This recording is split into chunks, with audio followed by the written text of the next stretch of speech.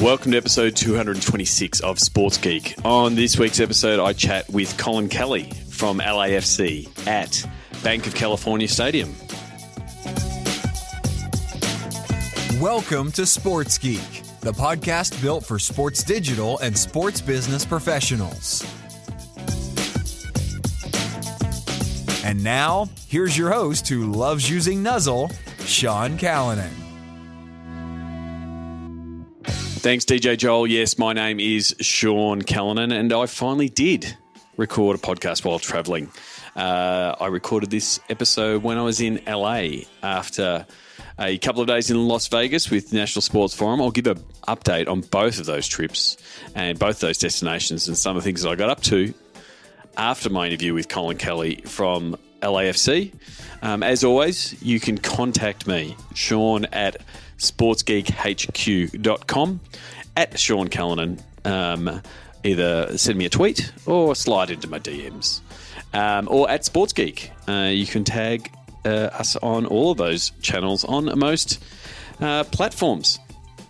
I want to jump into this one episode and then talk to you a little bit about some of the things that we're doing in the esports space, but then also a bit of a recap of my experience, my first time experience at National Sports Forum. I'm really happy to catch up with Colin Kelly. We've bounced around a few times, caught up with him a few times when I've been in LA and crossed paths at conferences. So it was good to catch up with him at the very beautiful Bank of California Stadium. I'm looking forward to going back when it is sunnier and when there is a game on. So this is my chat with Colin Kelly from LAFC. Colin T. Kelly, if you want to send him a tweet. He promises to read the tweets and reply to the tweets. Here is my chat with Colin Kelly from LAFC.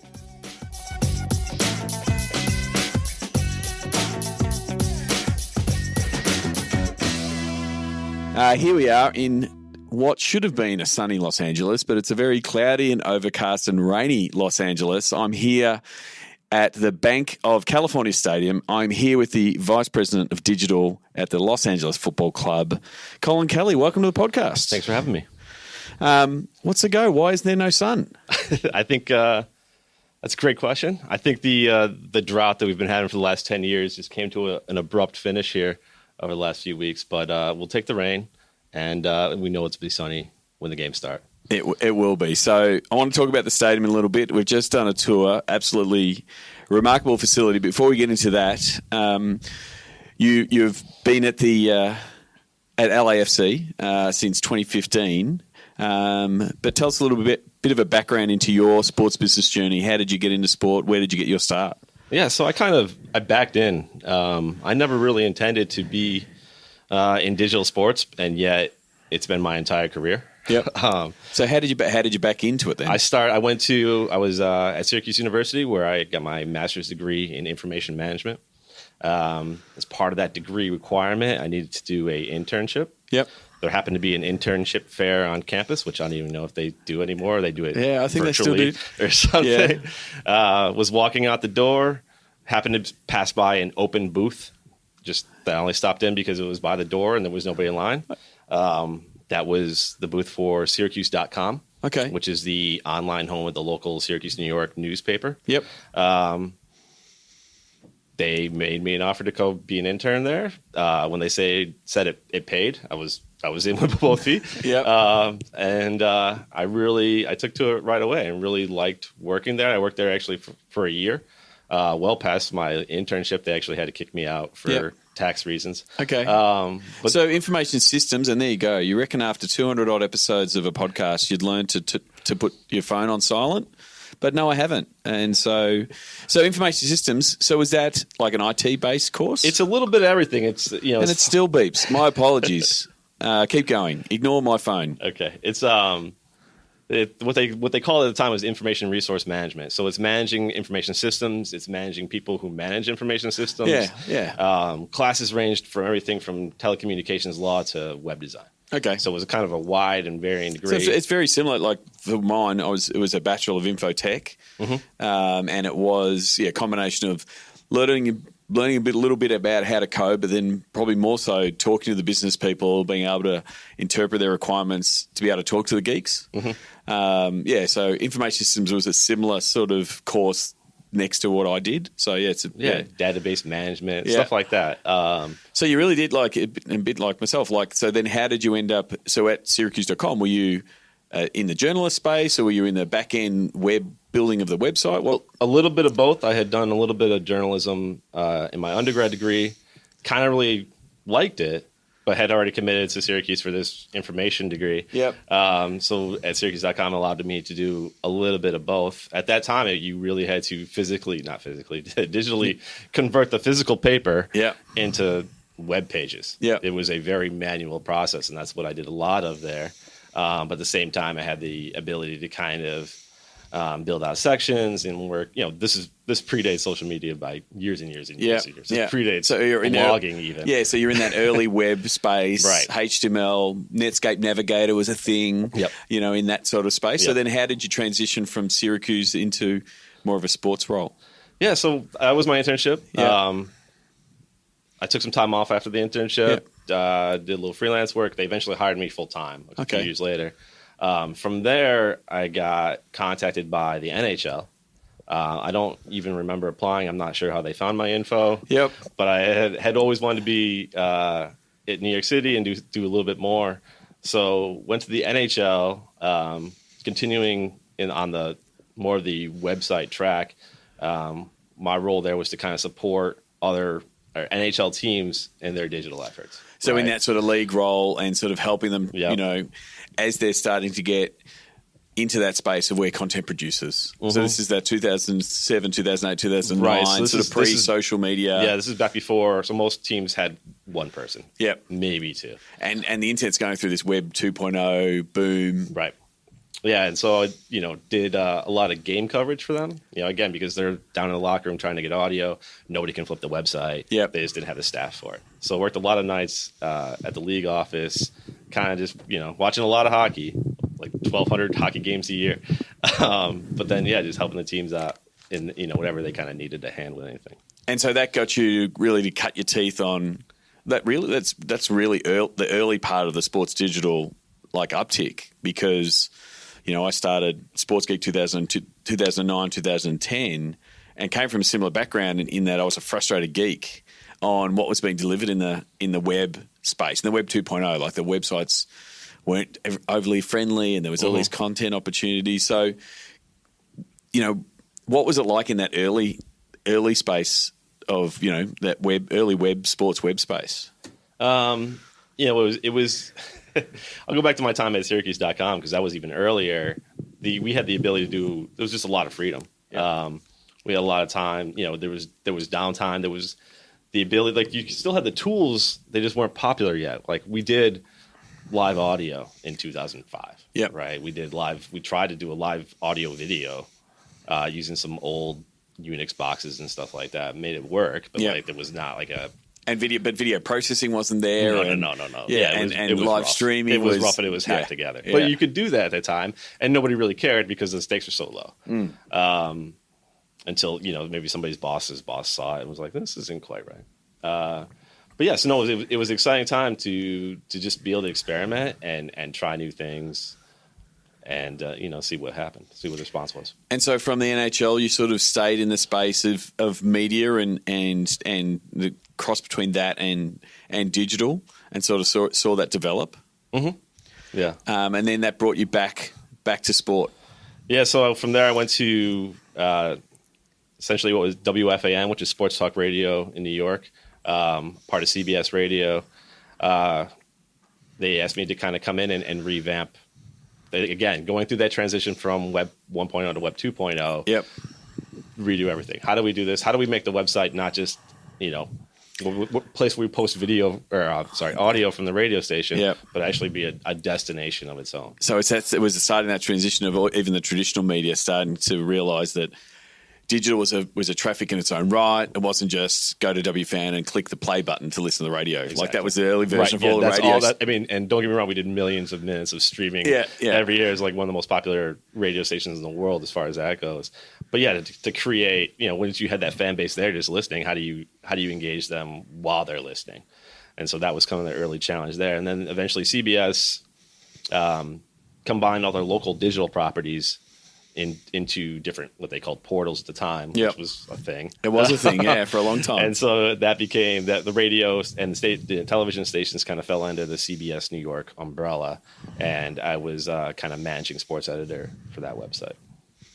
And so then how did you get back into the world of sports and MLS?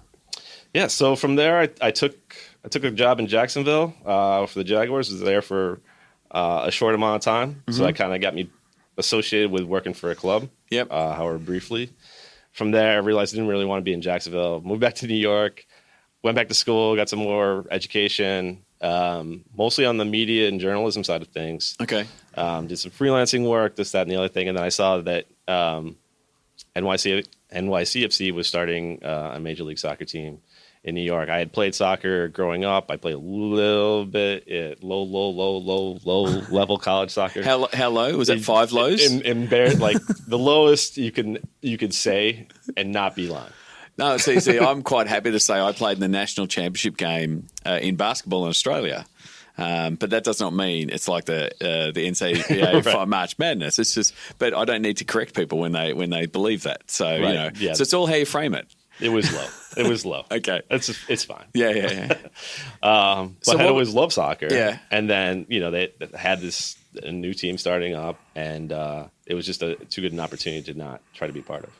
And so, what was that like? Because it's different to this case, and we'll get to LAFC in a minute. In that New York FC, it was under the Man City banner, and part of that group. So it came with a lot of, I guess, brand equity and assets and look and feel. What was it like starting out that team? It's very easy to get going because they've done it so many times, right? Yeah. There's a literal marketing playbook that you run.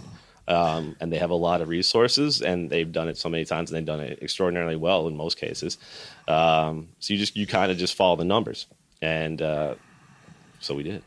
And so you work with Jane. Work with Jane Busman-Wise. Yes, a former podcast guest. Yes. Now at the... Thank you for hiring me, Jane. Yeah, and now she's at the Red Bulls because she's got the mission to work at every single New York sports team. Right. I think because she's... Checking them off one by one. So you were there, and then that sort of brings you to, I guess, Los Angeles. Right. And so time-wise, you arrived a couple of years before, I guess, first season, and while it's really in its infancy. Yeah. What was some of the challenges? And it's something that I now face, with Gravitas as with my esports team. We talk about fan zero, and starting from that point. You started in that same point at LAFC. Yeah, I was here. Again, 2.5 years before we ever kicked the ball. Yep. To have that kind of time was. It was amazing to have that much time before things got serious, but it's amazing how quickly it went by. I was the only person in digital for 20 months out of that time. So it was the challenge was for us as how do we make something out of nothing here? Yeah, and I think it was, again, must have been 2 years ago maybe, or you must have only been early in that role, and I went and I caught up with you at the preview suite that was at that time just not far from Staples Center, and it was sort of showing off concepts. There was a mock-up of the stadium we're actually sitting in that wasn't, it was just starting to be built and those kind of things. And I remember you discussing, how do you connect with a fan when there's no signings, there's no players, and you started to release the colours and logos and stuff like that, and it was really community focused because it was really about hitting up a certain part of Los Angeles and saying this is going to be your team. It was really like going back to the olden days of social media and doing that that community management and reaching out one by one. Was that what a lot of that early months was like? Yeah, that was our. It has now become such a mantra that we're putting it on merch, but at the time it was street by street, block by block, one by one. Okay, is how do we get down to that one person, and if we can make that one fan, we got to get one. So we get that one, and he tells his friend, and he tells that one. It became a very grassroots thing. So was it something along the lines of, you were having, whether it be replying to people's tweets or talking on their, commenting on their Instagram and just, and having them feel the buzz of, the team's behind me, and you're like, cool, I've got another one. Anybody who showed any interest in the club on social media that wasn't hateful, we would respond to. Yeah. And then the important thing, I mean, you could, and I love digital and work in digital, but to take it offline.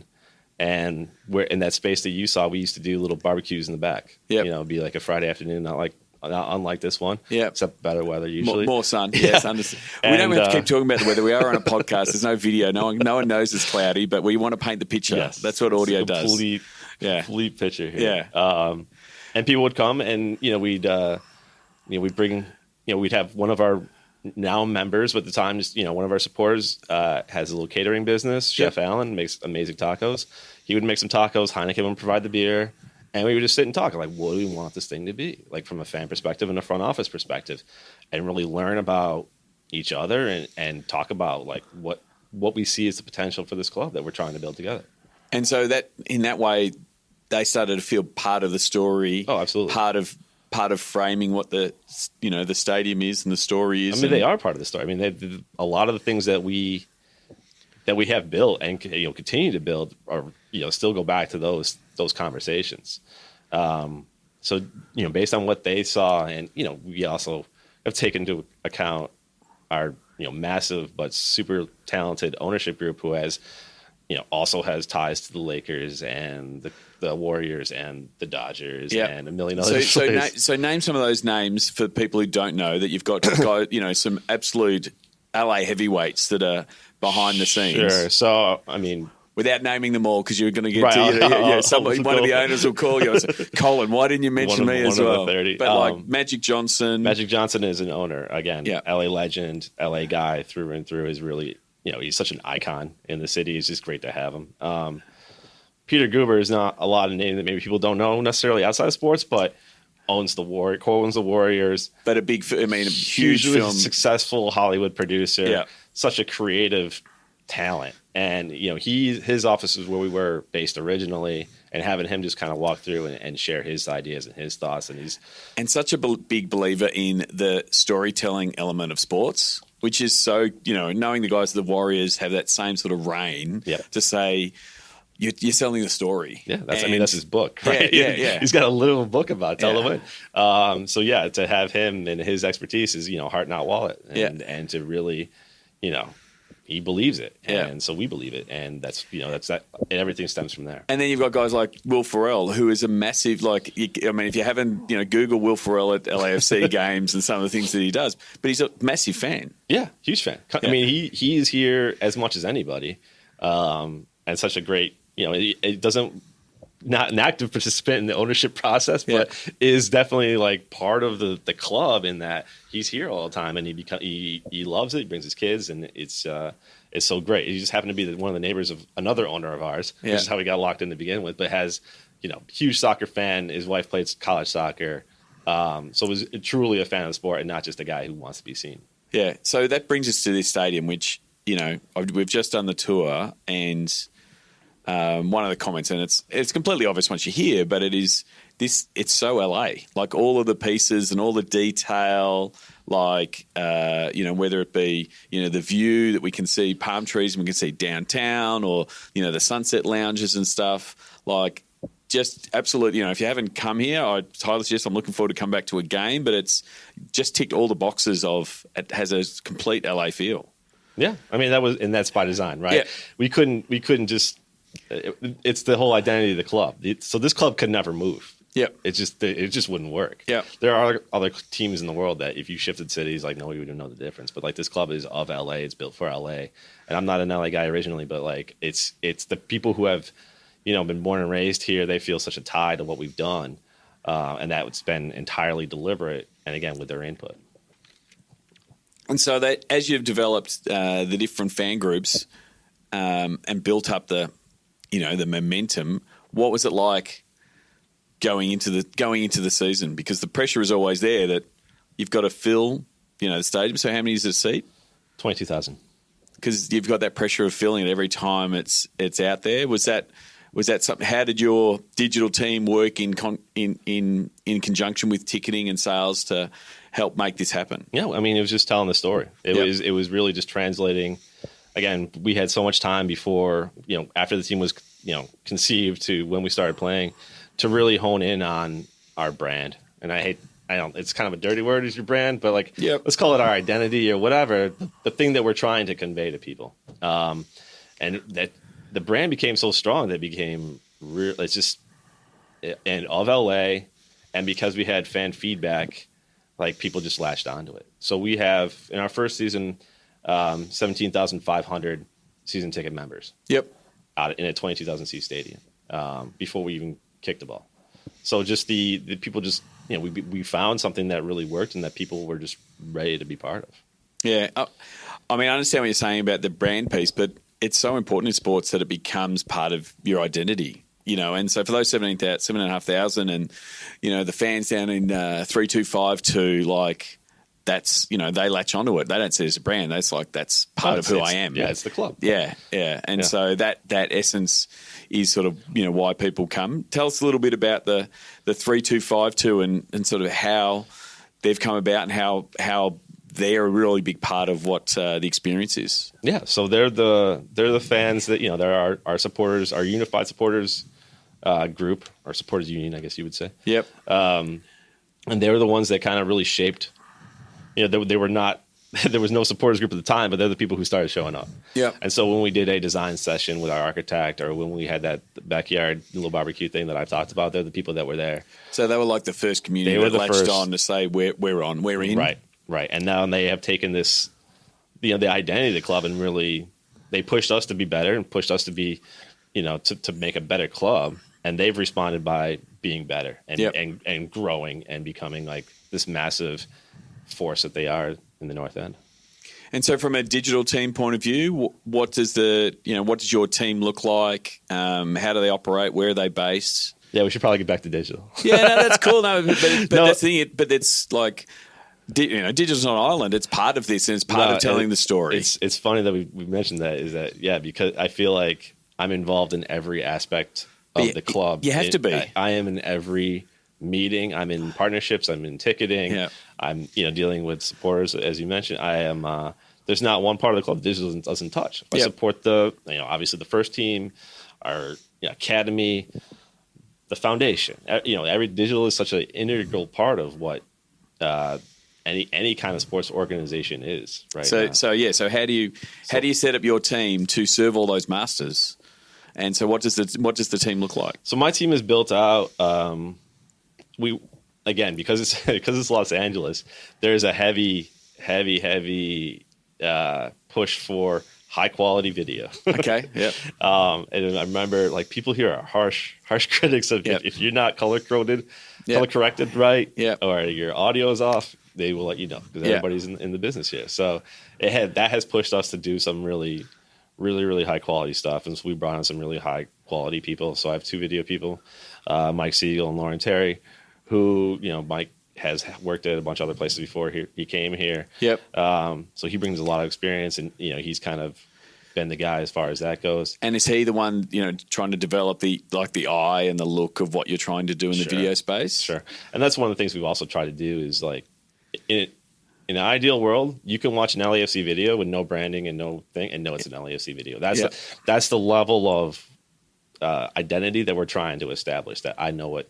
Just like how you watch a movie by a certain director, you can tell he directed this. That's where I would like our stuff to get, and we're getting there. Yeah, across all our visual mediums. So we have the two video people. I have a dedicated social media manager, Will Walsh, who's just a mastermind and absolutely kills it. Yep, very creative in that space, willing to push a little bit. Yep, which is good. It keeps us active, keeps us interested. Is there any particular platforms that he's finding are working better, or that he's exploring and finding different parts of? I mean, we're always on the big three. Yeah. And it's funny. I really wanted to bring this up to you offline, but we can talk about it now.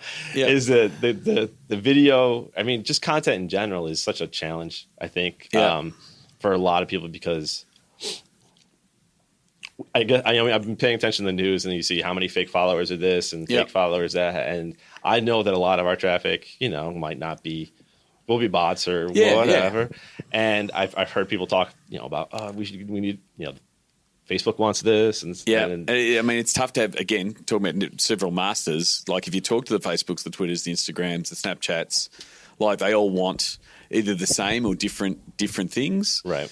And it's tough for like digital teams. You've got to really go back to your core, because it's really easy to chase the big number when you really want to be talking to your 3252s that are online, right? Or the people are in your in different parts of your stadium, or the people that can't go, and like the bigger numbers are a bonus because you want to deepen the engagement.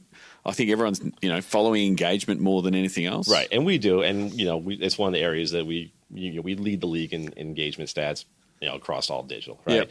Yep. Or we're top 2 or 3, 4, right? But I just don't want to chase algorithms anymore, right? Yeah. I've become so frustrated with Facebook changed this, and now I've kind of told our guys, hey, just make cool stuff, right? Yeah, just do cool stuff, and the numbers and the engagement will follow, and that's what they tell you to do anyway, right? Yeah, that's the recommendation. Yeah, exactly. Cool content wins. Like if you're chasing algorithms, then you'll post enough. You'll just post more and more and more. If you listen to I've heard Facebook say, oh, post more, like 18 times a day, and I'm like, that works for an ESPN or an NBA that's pushing out lots of content to different, to a wide market, that's and it works, and that's fine. It doesn't work at club level because you've got a certain quality standard that you want to keep hitting, and if you just tell your team, oh, we need to do 12, 15 pieces of content, then they just start ticking boxes. Right. Whereas if you just say,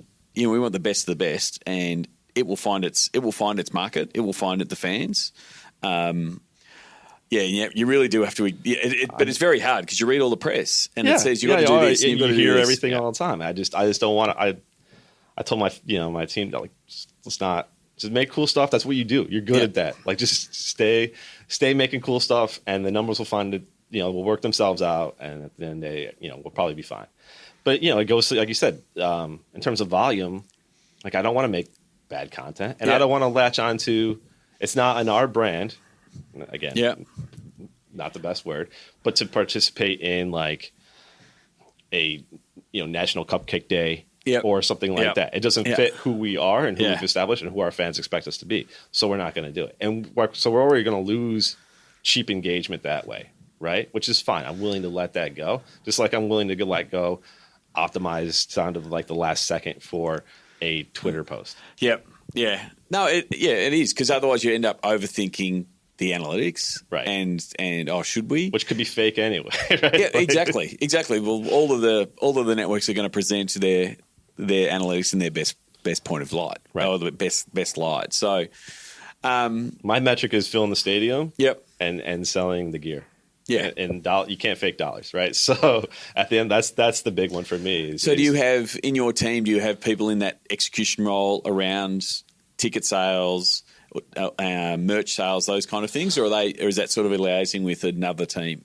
No, it's me usually. Yeah. I'm kind of our head digital ticket kind of. Okay. Still guy. Pulling the levers on the ads and campaigns and stuff like that. Which is funny because I had not really done that before. I took on this job, and now it's one of the major things I do is just kind of doing. And is it talking to other people, and we do a lot of ad stuff, is it primarily Facebook where the dollars are coming in, or are you also seeing some success on other platforms? It's mostly Facebook and Instagram. Yeah. I should also mention Alex Sale, who's one of my, not under my team, but does a tremendous job helping me out with it. Yeah. But yeah, that's what we've tried almost everything, and that's what we've gotten the most return from. And so again, why go to wherever just because you can? We've kind of stayed in those areas. Not to say we haven't experimented, because we were one of the first teams, if not the first team, to sell tickets on Snapchat. Yep.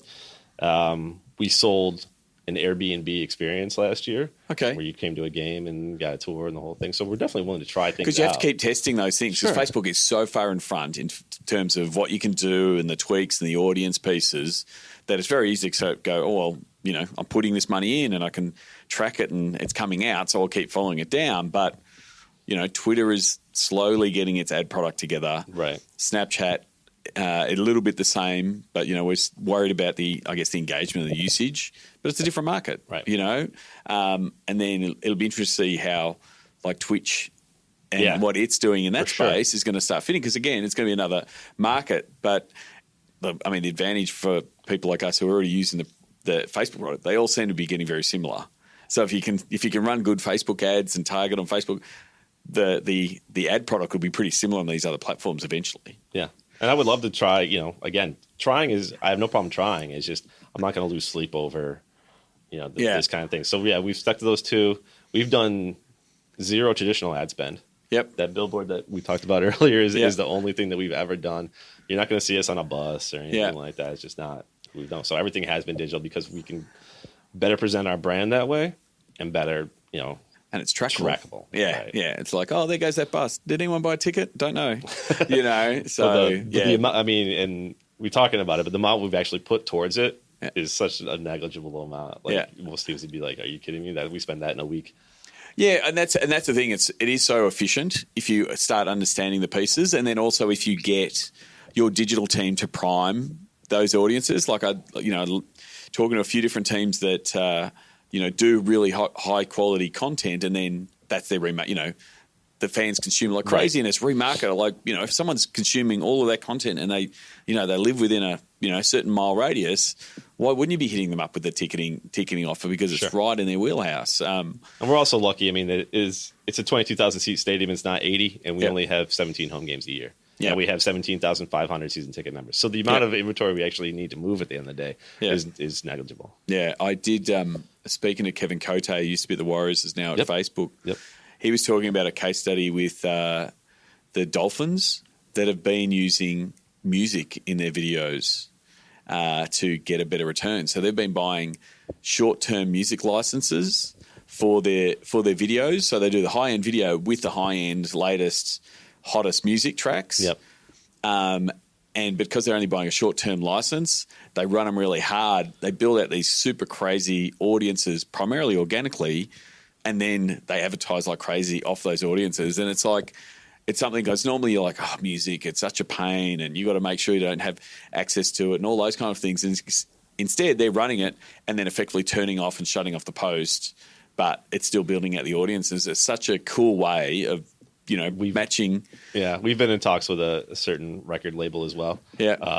I should revisit that. Thanks for reminding me. No, but it's I'd never thought of it as an idea because normally, getting the rights, or it's more of a, don't get music, don't put that music on your video. We'll never be able to use it. We'll get a, takedown notice. Right. But flipping it the other way and actually using it to go, and they were really explicit, like here it is, high end, training camp video of the team and stuff, but to high energy music, and they actually turn the sound on.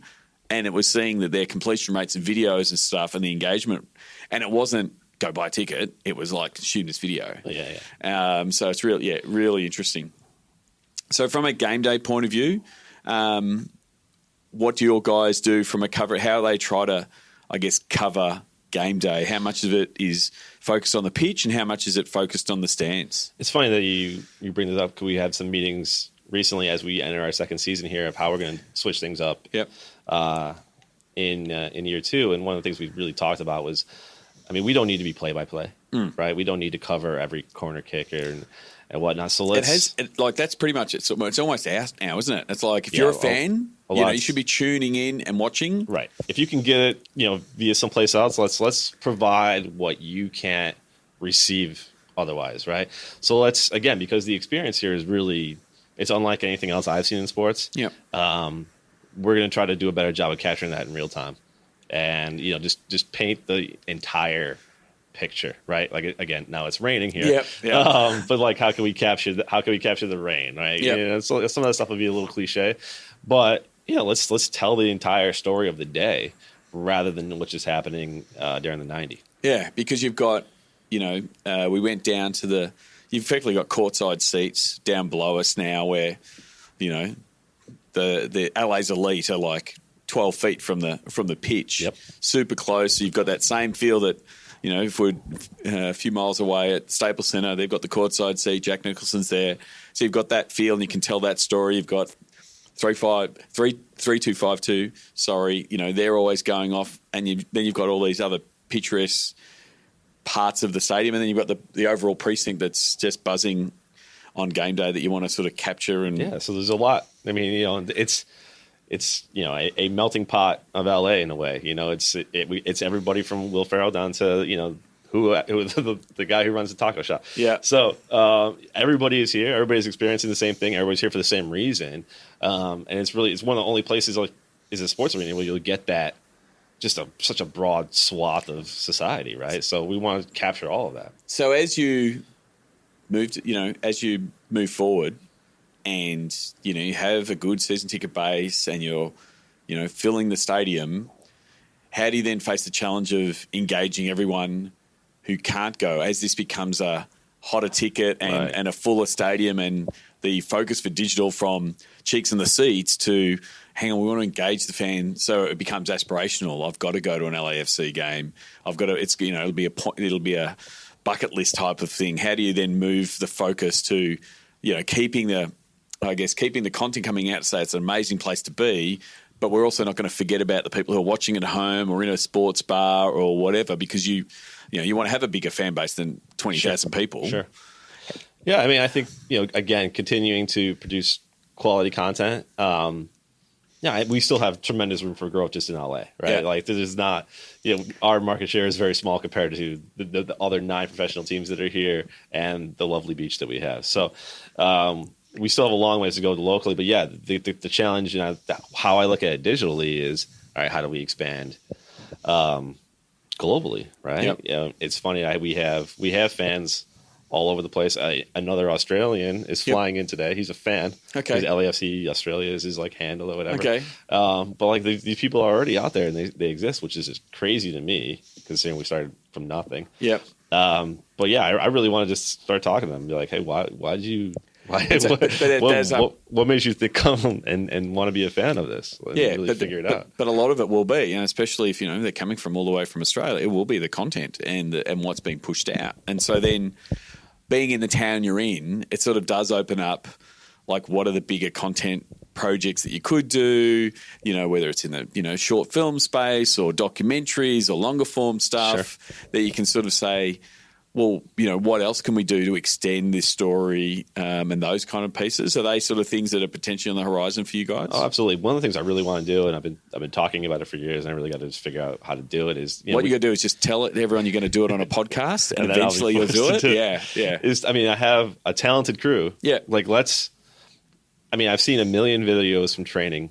How many is guys run around cones? It's, after a while, it becomes not that interesting. So how do we take the talent that we have at the club and tell the story of the community better? Yep. Right? Because there's people who are part of our community that, probably could use some video content, right? This aspiring musician who needs a music video or whatever. So how do we take the talent that's here that's just capturing the same thing over and over again? Let's try to give back. Let's try to do something different and really, we say we're a club, let's really mean it. Let's be part of this community. Yeah. It is really tough, and I think some of the workshops I run with teams is sort of just get them out of this is what we always do. And so, we always get and one of the things I was lucky enough to do, I did a workshop at C2 Montreal with the guys from Cirque du Soleil, and they started talking about how they come up with their ideas for shows. And rather than thinking of budgets and teams and resources, they just come up with their biggest, craziest ideas and then work backwards to figure out how they're going to do it. Yeah. And sometimes, that just telling everyone what would you do if you could, and there was no budget and all those kind of things, and just letting, because you've got a creative team and you just throw them that challenge, and somehow they get super inspired by that idea, whether it's working with the community or trying to do something special, that you end up getting it done anyway. It's not a big blocker because people then, it's their idea, that's super passionate about it. How do you try to give your team that we would say give them that leg rope or give them that leeway to go and chase those kind of ideas? Yeah, I think that's the challenge for us is all right, we got through the first year. It was a little bit of a struggle, but we made it. And now what? And how do we continue to push and continue to press and really, let's grow. Let's really become, then they were still a Major League Soccer team, but digitally we can be whoever we want to be, right? And as long as we keep filling the stadium, then I think we have the freedom to do bigger and better things. Yeah, one of the things I should mention is that one of the places we could put them, we have our kit sponsor is Yep. YouTube TV. Yeah. So initially it was just, it's our local broadcast partner as well, which is, again, one of the first in sports. Yeah. So your local games are on YouTube TV, streamed, Right. Yep, into homes, which again is not normal. Normally it's an RSN or a cable provider will sign up for the rights. We have a Spanish language TV provider, so there's a little bit of both. But yeah, YouTube TV is our primary local broadcast partner. And so, I mean, because of that, we have essentially our own TV network. Yep. Right. So we've been, it took a little while to get up and running, but now we're putting all kinds of original content on there. And so we have that space where we can, it's not, the distribution isn't everywhere, but it's people who are already engaged in the club, right? So it helps us continue to push and expand and think about, all right, if you had a half an hour show to fill, like, what would you do? Yeah. So it does open. That's where partners can open up different opportunities and that kind of thing. And plus, you're in a town that's full of, creators so much and inspiration and those kind of things. So you must pretty much, look left and right, and you'll see either other teams doing cool stuff or small studios or producers and stuff producing stuff. Is that where you get a lot of your inspiration? It helps. It doesn't hurt to have so many talented people around. Yeah, for sure. Like the city definitely provides when it comes to that kind of thing. All right. Well, Colin Kelly, I'm going to go into the the finishing five, knowing that my laptop has completely died. That's okay. I remember them. Do you remember the first sports event you ever attended? I don't remember the first individual event, but that's okay. No one can Google it. You can. I'm sure it was minor league baseball. Whereabouts? Just right near my hometown. So upstate New York. I'm sure it was an Auburn Double Days. Actually, at the time, they were Auburn Astros game. Yep. There's single A, double A baseball. I can't remember off the top of my head. But, small little park, probably one of my grandparents, hot dogs, the whole thing. Oh, very cool. Very cool. We've toured through here, seen all the clubs. You would have been to a few sporting events, a few venues. Do you have a favourite food when you're going to a sporting event, whether either working or as a fan? Or a favorite food memory? I'm a little bit of a traditionalist, and it's an excuse to eat hot dogs. Hot dogs, yeah. With relish, the whole thing. The whole thing. You put everything on them. Yeah. Got to have everything on them. I mean, the Dodgers have a thing where you grind the onion on there. Yeah, that's that and a cold one. I'm in a good place. Terrific. What's the first app you open in the morning? Unfortunately, it's email. It's email. Yeah. Really? Yeah. I'm an early riser. Yep. And so a lot of my, the people in the club are night owls. So there's a lot of things I miss that happen in the wee hours that I wake up to. And I just don't catch it, when it's happening, and I see it in the morning. So if there is no email, then I know you mentioned the program before. I use Nuzzle a lot. Yeah. I know a lot of people say Twitter, but I just can't wade through everything. I just want the quick summarization of what's going on. Yeah, so I'm hoping, because Nuzzle was recently purchased by Scroll. Mm-hmm. So I hope, because there's been a few tools and stuff that I've used, and then they get acquired, and then they get warehoused. Never the same. Yeah, so I'm hoping Nuzzle doesn't get put away like that. Is there someone that you follow that you suggest the podcast listeners should follow or check out? I'm not going to give an individual. Well, I will give an individual. I'll give one person. Okay. I'll give you two answers.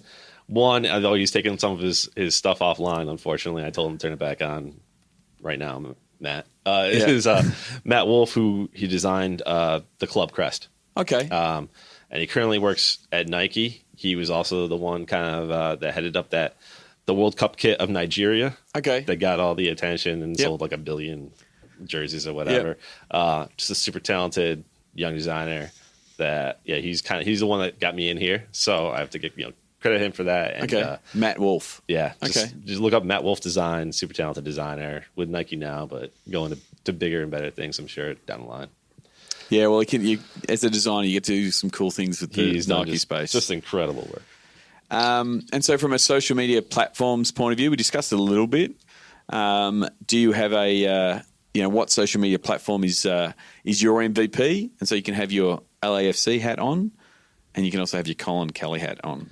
From the LAFC, I wouldn't call it our MVP, but where I'm really putting a lot of focus is YouTube. I know I don't know if you still call it a social media platform. Yeah, it's one of the original. Yeah. I believe. And nobody says it. It's that, and really Instagram too. But I think because of being where we are and being in such a video entertainment based, and I think YouTube is really it's been shaken up a little bit. With other, with Facebook coming after it, with Instagram, Instagram stories, Instagram TV to a certain extent, it's had a bit of disruption. And so even it trying to do, vertical video, YouTube TV being a new thing, trying to pivot what the next version of YouTube is, when it's still the premium video platform. It's not going away. No, exactly. But it's also all the opportunity. It's still relatively underutilized. Now, part of in sports, but part of it's rights deals, understandably, what you can and can't do. But I still think there's a lot of, upside, leveraging the streamers and the people that are doing a whole bunch of stuff, the YouTubers and that kind of stuff. And then, how it's going to fight off and compete with Twitch that's coming at it hard, and they're sort of making a pivot. So it's going to be it's super interesting space. Facebook's been pushing really hard. What about yourself? Twitter. I know. Still? Again, everybody says it, and I wish I didn't, but I just can't get it away. It sounds like a person with an addiction. It's It's a terrible. I need to stop. My wife tells me just knock it off. I'm like, you're right. I got to get away. I got to just get some. But the thing, away. and I'm the same. I still love Twitter because it does connect you with the people that you want to be connected with and what they're doing and that kind of stuff. But I have found playing around with the latest screen time settings and stuff with Pixel. It's like, okay, I'll turn, I'll cut it down to half an hour, and then you're like, I've got a day where I've got effectively work, and you've got to turn it off, and you're like, do you turn it back on? But you do find yourself just mindlessly scrolling, flicking, reading. I have TweetDeck open. It's like, I have two browser tabs that are always open. It's my email and TweetDeck. Yeah. It's just, again, I don't love it, but it is what it is. Terrific. Where can people find you on the internet if they were looking for you? Yeah. Colin T. Kelly, Colin, the letter T, Kelly. Yeah. Will get you to me pretty much all the time. Oh. If you follow me on social, you're going to be wildly disappointed, but if you send me a message on any platform, I will reply. And all platforms, LAFC? We were lucky enough to grab the LAFC handle on pretty much everything, which is incredible considering it's 4 letters and we started last year. So we're lucky enough to have LAFC on YouTube, LAFC on Twitter, LAFC on Facebook, LAFC everywhere. Okay, so please follow, and if you are in LA, come out to Bank of California Stadium, check out a game. I know I will be doing that sometime soon. I'll make sure I organise the time to come back during the summer to check it out. Thank you very much for coming to the podcast and thanks for hosting me. I appreciate it. We'll figure out how to get the weather better next time I'm here. Yeah, I'll put a call in. Okay. New workshops on audience, content, distribution, valuation, and pitch following Sports Geek's Digital to Dollars process. Go to digitaltodollars.com. Thanks again to Colin T. Kelly from @LAFC. Please send him a tweet or connect with him on LinkedIn and tell him that you listened to this episode. As I spoke to Colin after the episode, one of the big buzzes that I get is the feedback from guests 5 or 6 weeks later.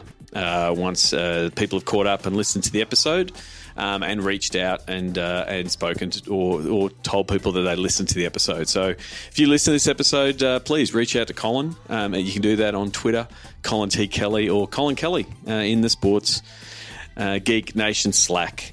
Send him a message, tell him that you listened.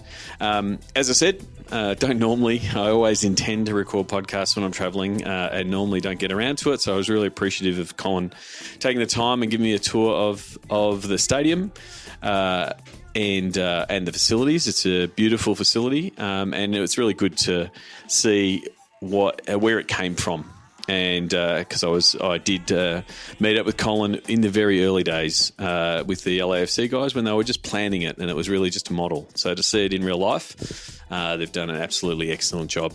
For those of you who I met or caught up with or at National Sports Forum, thank you very much. Really appreciate it. A few of my highlights. I really enjoyed Kai Browning's esports workshop on the Sunday, I think it was, and listening to Josh from Utah Jazz Gaming. So it was good to talk about esports and where the landscape is from the sports market point of view, and then also where the market is headed in North America. I think one misconception that I keep hearing from the sports side of the business is the misconception, or it's a misconception to me, that getting into the esports business will help bring you fans into your sports business, and sort of seen as a little bit of a silver bullet to help, I guess, dwindling crowds and things like that. In my opinion, and in the opinion of a few others that I was speaking to at NSF, I think that's a flawed model. For me, esports is definitely an opportunity to build out a new fan base, a new audience that can be engaged, that you can then put your best sports business practices around. And some of those would be sponsorship. Some of those might be a membership or a ticketing product, but mostly in the sponsorship space. Speaking of the sponsorship space, and one of my favourite sessions at the National Sports Forum was Alam Jaffa. I'm going to muck up your name, Alam. Apologies. Alam Jaffa and Adam Handeka from Maple Leaf Sports and Entertainment. As always, Joe Gottfried, a previous guest, also from Maple Leaf Sports and Entertainment. I really enjoy what they do as an organisation, and they sort of took everyone through a few of the campaigns and activations that they did with partners, and very much following the partnership model that we pretty much follow with digital to dollars in getting the partner and delivering what the partner wants, and not just putting logos on jerseys and ticking boxes, but actually diving into what the partner wants. And one of the things that I did learn is the Google Home campaign that they ran with the Toronto Raptors, in getting a few Toronto Raptors playing, asking Google Home to put on Gilmore Girls, and then watching Gilmore Girls. Actually was so successful that Google then used it in Australia to launch the Google Home, and they did a very, very similar campaign with Max Gawn. So it sort of shows the opportunities that come from actually thinking a bit bigger and going for that full campaign approach. The Maple Leaf Sports Entertainment team have been doing that for a while, and I think world leaders in that space. It was also good to hear from Jason Lake from Complexity. I met him at SEAT Dallas last year. He's based in Dallas. His esports business, Complexity Gaming, is part owned by Jerry Jones and the Cowboys organisation, and so they're setting up a terrific facility there in Dallas. It was good to hear what he termed esports 3.0, which is what the next version of esports looks like, and that's pretty much what we're doing with Gravitas and the SG esports business, is looking what the next version of esports is and what it's going to be like. So I really enjoyed catching up with Jason, and I really enjoyed my panel session that I did with Dante, Patrick from the Sharks, John from the Bills, and Chris, who was moderating it. Just a good discussion on fan engagement and how to leverage content. It was good to have a mix of Dante and myself sort of talking from an esports point of view, and Patrick and John talking from a professional sports point of view, and some of the similarities. So that was my first National Sports Forum experience. Thanks again to Ron Seaver and Josh for inviting me along to present Digital to Dollars. Really enjoyed both the session and also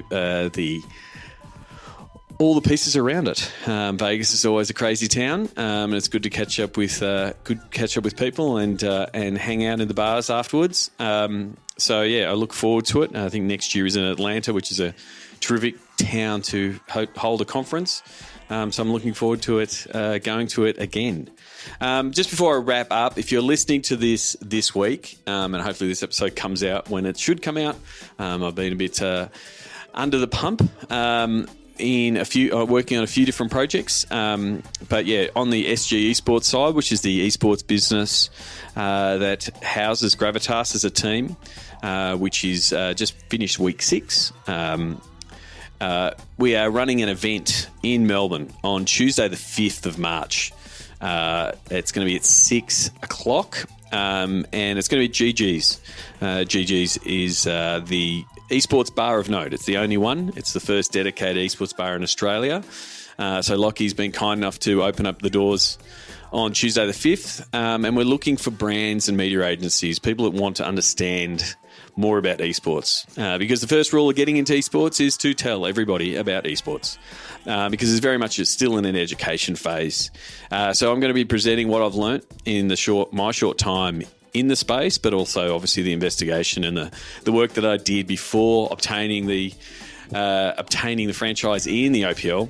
So I'm going to tell brands what the opportunities are, how brands can fit, and then also take them through how they can connect, whether it be via a league or via a team such as Gravitas, or via athletes, which leads to the deal that we recently did to become the first esports team on Pickstar. If you've been a long-time listener, you would have heard my conversation with Matthew Pavlich, who was one of the founders of Pickstar platform, which is an athlete booking system. Allows you to book any athlete for pretty much anything, whether it be a store appearance, a birthday party, or an activation. And so they've had a lot of success with traditional sports athletes, whether it be footballers, netballers, cricketers, and the like. And now the Gravitas boys are available there, whether it be Pabu, Pralis, Hayri, Raid, or Decoy. We are both working on ways for them to be booked via that session, or be booked for a coaching session with a player, or playing a game, or the standard sort of appearances. So we're working on what the esports product might look like. So if you do know someone that's in Melbourne, we'll probably most likely be running one of these events in Sydney, and then probably running one online as well. If you know someone that's working with a brand, or is interested in the space, or helps brands connect with audiences, please come along. You can go to sgesports.com. There'll be a big old register link there to come along, meet the Gravitas team, hear me talk about esports and some of the things that can be offered. And if you know someone, if you can't make it, but you know someone in the space that should make it, please pass on my details and for an introduction, or just send them to sgesports.com. Until next week, thanks again to Colin Kelly from LAFC for this episode. And until next time, my name is Sean Callanan, and you've been listening to Sports Geek. Join Sports Geek Nation access to exclusive Slack and Facebook groups with regular Q&A sessions with Sean Callanan. Go to sportsgeeknation.com to join.